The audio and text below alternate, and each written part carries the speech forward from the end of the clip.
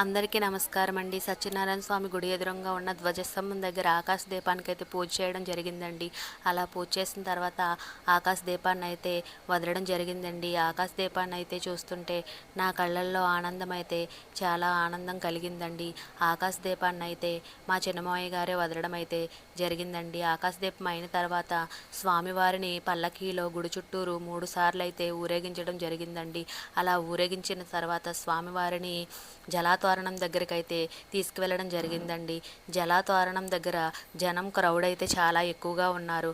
అలా పల్లకిలో స్వామివారిని తీసుకువెళ్ళిన తర్వాత పూజారి గారు కృష్ణ గారు జలాతోరణాన్ని వెలిగించారు. స్వామివారిని పల్లకీలో 3 సార్లు అటు ఇటు ఊరేగించారు.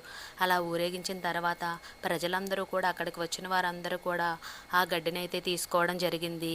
ఆ గడ్డిని ఎవరైతే తీసుకువెళ్ళి మన యొక్క పశువులకు దానాగా పెడతారో వారికైతే పాడి పంటలకు లోటు ఉండదండి.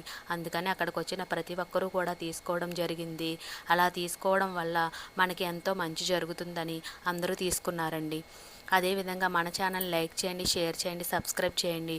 యూట్యూబ్ అండి, ఇన్స్టాగ్రామ్లో ఫైనల్గా నాకు కూడా కొంచెం గడ్డ అయితే దొరికిందండి.